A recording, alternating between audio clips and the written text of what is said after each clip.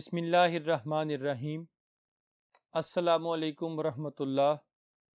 Students, 9th class کی اسلامیات کے ساتھ مبین احمد صدیقی آپ کے سامنے۔ آج ہم 9th کلاس کی اسلامیات لازمی کا حصہ اول اور حصہ اول کا الدرس الثانی جز دال پڑھنے جا رہے ہیں، جس میں سورہ انفال کی آیات موجود ہیں۔ آئیے اسے پڑھنے کے لیے بورڈ پر چلتے ہیں۔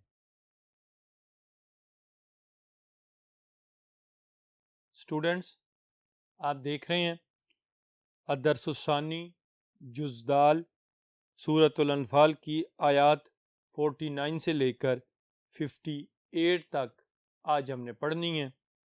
آئیے اسے شروع کرتے ہیں۔ اعوذ باللہ من الشیطان الرجیم، بسم اللہ الرحمن الرحیم۔ اذ یقول المنافقون والذین فی قلوبہم مرض۔ یاد کیجئے محبوب، جب ان لوگوں نے کہا جو منافق ہیں اور جن کے دلوں میں بیماری ہے، مرض ہے نفاق کا، جب ان لوگوں نے یہ کہا غر ہؤلاء دینہم، ارے ان لوگوں کو ان کے دین نے مغرور کر دیا ہے، یعنی یہ غرور میں مبتلا ہو گئے۔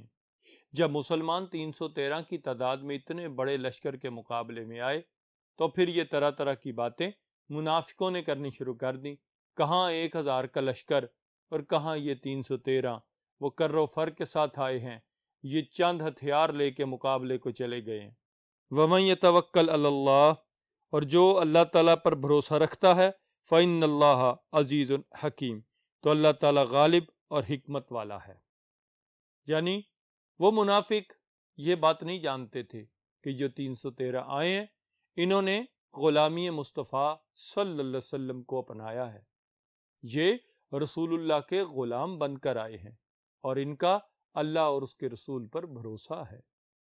اور اللہ تعالیٰ پر جو بندہ بھروسہ رکھتا ہے تو اللہ تعالیٰ تو غالب ہے، حکمت والا ہے، وہ تو غلبہ عطا فرمائے گا۔ وَلَوْ تَرَىٰ إِذْ يَتَوَفَّى الَّذِينَ كَفَرُوا الْمَلَائِكَةُ، کاش تم اس وقت کو دیکھ سکتے جب فرشتے کافروں کی جانیں نکالتے ہیں۔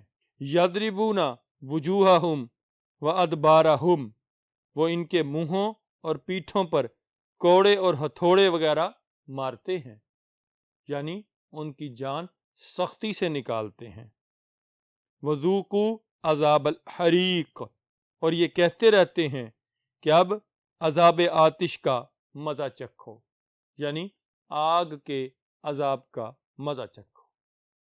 کفار کی جب جان نکلتی ہے تو فرشتے سخت عذاب ساتھ لے کر آتے ہیں جان نکالنے کے لیے، اور سختی سے ان پر جتنی سختی ہو سکتی ہے وہ کرتے ہیں تاکہ انہیں زیادہ سے زیادہ تکلیف ہو۔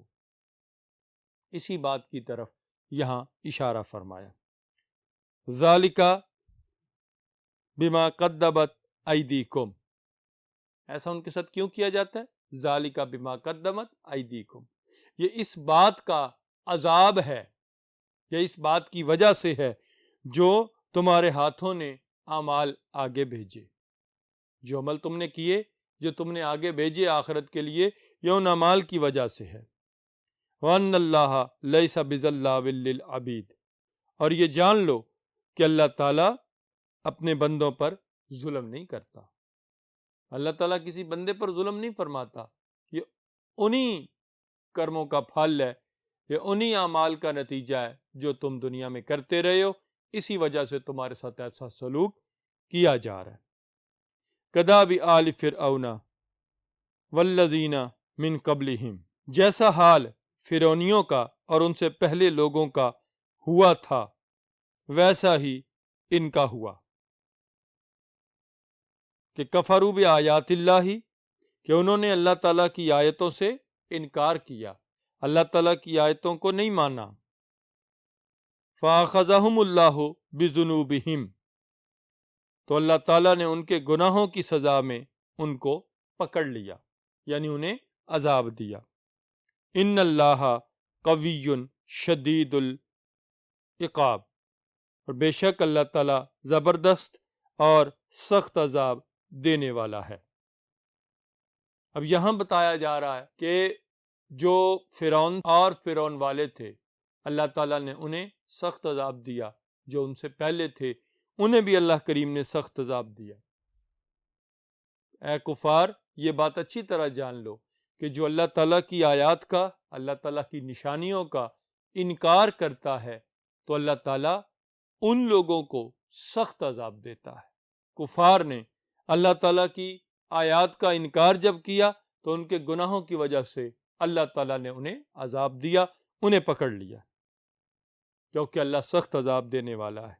یہ سب باتیں اس لیے ہوتی ہیں کہ جو کام انہوں نے کیے ہوتے ہیں یہ انہی کا نتیجہ ہوتا ہے۔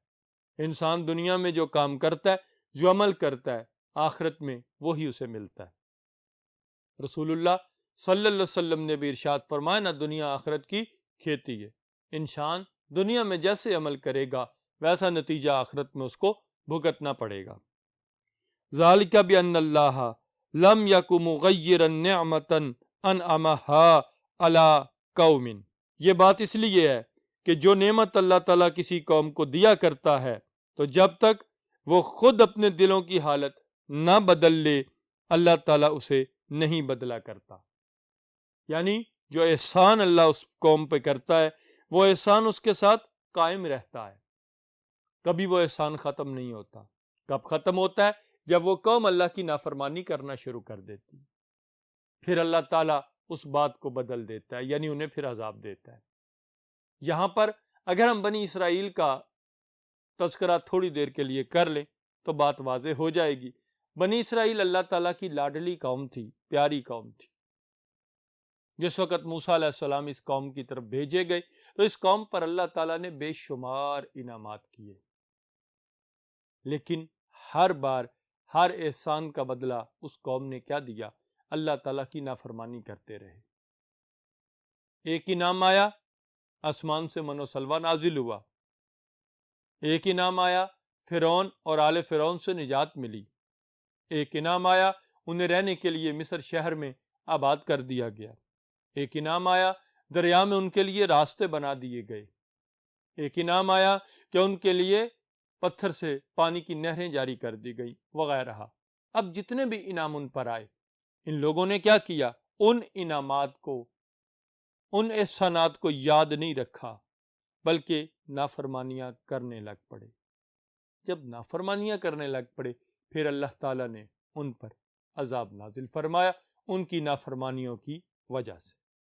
یہی بات بیان کی اللہ تعالیٰ نے۔ اللہ تعالیٰ اگر کسی قوم پر انعام فرماتا ہے، احسان فرماتا ہے، تو پھر وہ انعام اور احسان تبدیل نہیں کرتا، بدلہ نہیں کرتا، جب تک کہ وہ خود اپنی حالت کو تبدیل نہیں کر لیتے۔ وَأَنَّ اللَّهَ سَمِيعٌ عَلِيمٌ، اور اس لیے کہ خدا سننے والا اور جاننے والا ہے۔ کداب آل فرعون، جیسا حال فرعونیوں کا ہوا، والذین من قبلہم، اور ان سے پہلے لوگوں کا ہوا تھا، ویسا ہی ان کا ہوگا۔ کذبوا بآیات ربہم، انہوں نے اپنے رب کی آیات کو جھٹلایا۔ فاہلکناہم بذنوبہم، ہم نے ان کو ان کے گناہوں کی وجہ سے ہلاک کر دیا۔ واغرقنا آل فرعون، اور فرعونیوں کو ڈبو دیا۔ وکل کانوا ظالمین، اور وہ سب کے سب ظالم تھے۔ ذرا غور کیجئے گا، وہ سب کے سب ظالم تھے۔ جو میں نے ابھی بات شروع کی تھی کہ بنی اسرائیل کی یہ حالت ہوئی، اللہ تعالیٰ نے بچا لیا کسے؟ موسیٰ علیہ السلام کو اور ان کے ماننے والوں کو۔ فرعون نے پیچھا کیا، جب وہ دریا میں پہنچا، آدھے راستے میں پہنچا تو اس کے ساتھی، اس کی سپاہ، وہ سب ڈبو دیے گئے۔ موسیٰ علیہ السلام اپنی قوم کے ساتھ پار گزر گئے۔ یہ بے مثال احسان تھا، اس احسان کا تذکرہ کیا جا رہا ہے۔ ان شر الدواب عند اللہ الذین کفروا فہم لا یؤمنون، جانداروں میں سب سے بدتر اللہ کے نزدیک وہ لوگ ہیں جو کافر ہیں اور فہم لا یؤمنون، ایمان نہیں لاتے۔ یہاں ان لوگوں کے بارے میں بتایا جا رہا ہے کہ جن کو بارہا رسول اللہ صلی اللہ علیہ وسلم نے دعوت کی، نصیحت کی، بارہا دعوت و تبلیغ کے باوجود بھی انہوں نے ایمان قبول نہیں کیا۔ انہیں چاہیے تھا ایمان قبول کر لیتے۔ یہ پیچھے مثالیں بھی بیان کی کہ بھائی اسی طرح کا حال ہوگا، اس طرح جان نکالیں گے کفار۔ فرعون اور آل فرعون کا جو حال ہوا تم نے اپنی آنکھوں سے دیکھا کہ انہوں نے اللہ کے نبی پر ایمان نہیں لایا، نافرمانی کی، انہیں عذاب ہوا۔ یہی حال تمہارے ساتھ برتا جائے گا۔ اس بات کی وضاحت اللہ کریم اس آیت میں فرما رہا ہے، کیا کہ بے شک جانداروں سے بھی بدتر انسان وہ ہے کہ جو کافر ہے اور وہ ایمان نہیں لاتا۔ آگے دیکھیے گا، الذین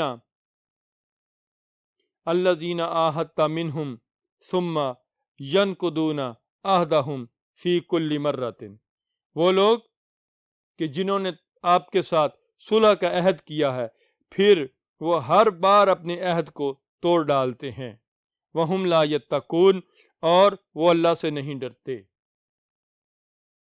یعنی ان سے مراد بنو قریظہ اور بنو نذیر کے لوگ ہیں، وہ یہودی ہیں جنہوں نے مسلمانوں کے ساتھ، نبی کریم صلی اللہ علیہ وسلم کے ساتھ صلح کے معاہدے کیے ہوئے ہیں۔ جس وقت غزوہ بدر ہوا، غزوہ احد ہوا، غزوہ احزاب ہوا، ان کی کیا کیفیت رہی؟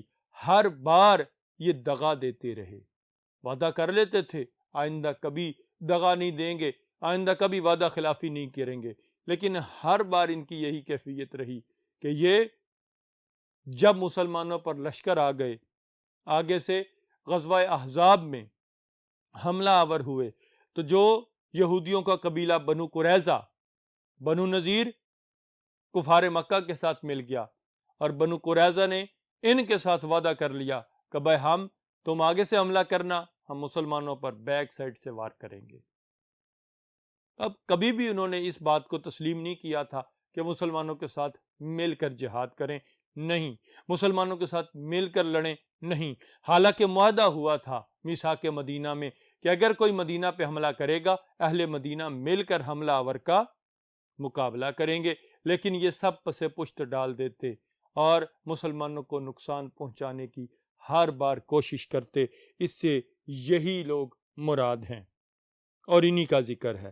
فَإِمَّا تَثْقَفَنَّهُمْ فِي الْحَرْبِ فَشَرِّدْ بِهِمْ مَنْ خَلْفَهُمْ لَعَلَّهُمْ يَذَّكَّرُونَ فَأَمَّا تَثْقَفَنَّهُمْ فِي الْحَرْبِ، محبوب صلی اللہ علیہ وسلم اگر تم ان کو لڑائی میں پاؤ تو انہیں ایسی سزا دو، فَشَرِّدْ بِهِمْ مَنْ خَلْفَهُمْ، کہ جو لوگ ان کے پس پشت ہیں وہ ان کو دیکھ کر بھاگ جائیں، ان کو اس سے لَعَلَّهُمْ يَذَّكَّرُونَ، اور عجب نہیں کہ ان کو اس بات سے عبرت ہو، جو پیچھے ان کی پشت پناہی کر رہے ہیں، ان کو اس طرح تم سے بدعہدی پر اکساتے ہیں، اپنے طور پر ان کو تم سے مقابلہ کرنے کے لیے آمادہ کرتے ہیں، تمہارے خلاف ان کے دلوں میں میل پیدا کرتے ہیں، نفرت پیدا کرتے ہیں، جس کی وجہ سے وہ تم سے تمہارے مد مقابل آ جاتے ہیں، تو ان کو جب یہ جنگ میں ملیں تو پھر ان کو اس انداز سے سزا دینی ہے، ایسی عبرتناک سزا دینی ہے کہ جو ان کے پس پشت ہیں، ان کے پیچھے بیٹھے ہوئے انہیں غور سے دیکھ بھی رہے ہیں اور ان کو اکساتے بھی ہیں لڑائی کے لیے، انہیں عبرت حاصل ہو، انہیں نصیحت حاصل ہو۔ وَإِمَّا تَخَافَنَّ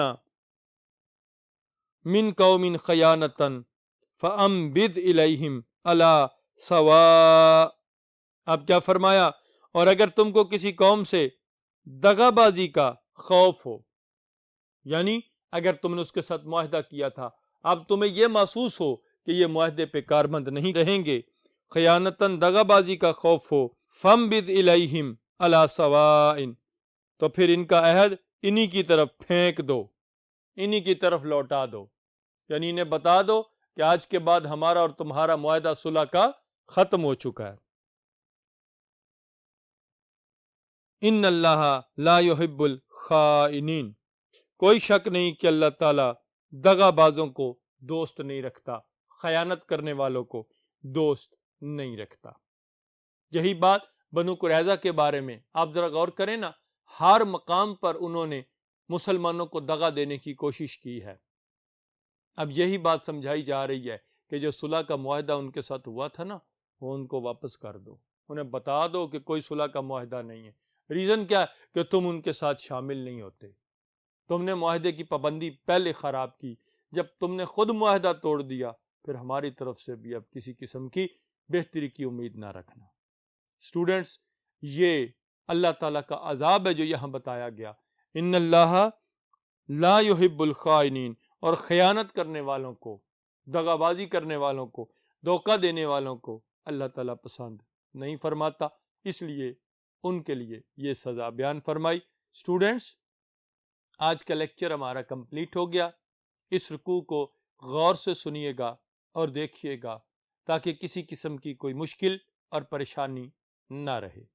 نیکسٹ لیکچر میں مزید آیات کے ساتھ پھر حاضر ہوں گے، تب تک کے لیے اللہ حافظ۔